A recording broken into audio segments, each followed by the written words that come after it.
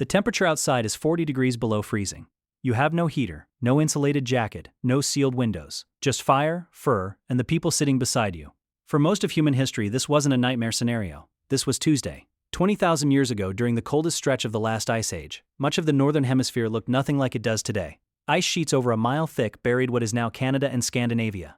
Sea levels dropped so low that land bridges connected continents. Average temperatures were, in some regions, 15 degrees colder than now. And through all of it, humans didn't just survive. They thrived, had children, made art, and built the foundations of everything that came after. How? To understand that, you have to imagine what your life would look like without a single one of the comforts you rely on. No central heating, no grocery store, no synthetic fabric, just your body, your mind, and roughly 30 other people you'd trust with your life. Let's reconstruct that world. Picture waking up in a shelter made of mammoth bone and hide, somewhere on the open steppe of what is now Ukraine. This isn't speculation. Archaeologists have excavated real structures like this at sites such as Mezhirich, where the curved ribs and tusks of woolly mammoths were arranged into a dome, then covered with skins to block the wind. Building one of these took dozens of bones and days of coordinated labor. That alone tells you something. Surviving the Ice Age wasn't a solo achievement. It was a group project, and the group had to trust each other completely. Inside, a fire burns at the center. Smoke curls toward a smoke hole above. Around it, people sleep close together, sharing body heat the way you might share a blanket with a partner on a cold night. Except here, the blanket is 6 or 7 other humans, and losing that shared warmth could mean the difference between waking up and not waking up at all. Here's where the science gets interesting. Anthropologist John Hoffaker, who has spent decades studying how humans first colonized the Arctic and subarctic regions during the Ice Age, has argued that surviving these environments required more than physical adaptation. Humans didn't evolve thick fur like mammoths or Arctic foxes. Instead, they adapted through culture. Clothing, shelter, fire, and social cooperation became a kind of external biology, a set of tools and behaviors that did the job fur would have done for any other mammal. This is the first big twist. You might assume Ice Age humans survived because their bodies toughened up. They didn't, not really. Your body today is built almost identically to theirs. What changed wasn't biology. It was behavior, invention, and the transmission of knowledge from one generation to the next. Which brings us to clothing, something you probably haven't thought about since you got dressed this morning. Archaeologist Olga Soffer, examining artifacts from sites like Dolní Věstonice in the modern Czech Republic, found something remarkable pressed into fired clay fragments. Faint impressions of woven cords and possibly netting, dating back roughly 27,000 years. This suggested Ice Age humans weren't just wrapping themselves in animal hides, they were spinning fiber, weaving, and possibly producing fitted, tailored clothing. Sewing needles made of bone, discovered at multiple Ice Age sites, support this. A needle implies more than wrapping fabric around your body.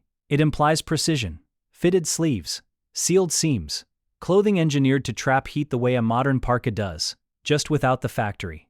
Think about that for a second.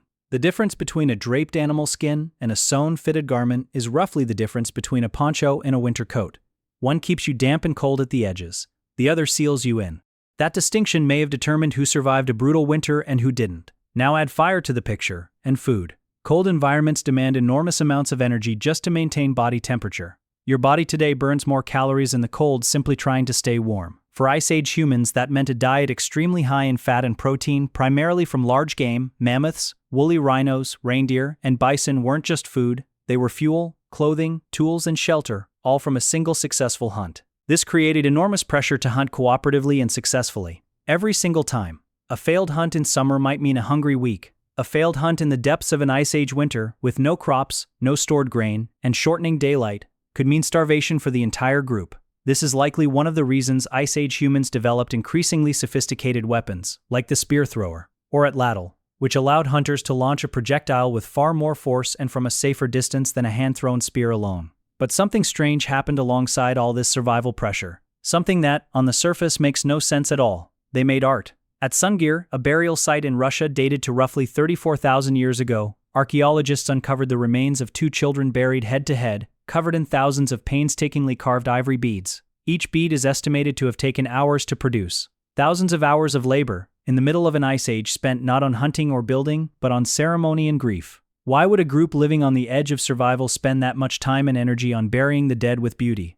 This is the counterintuitive twist.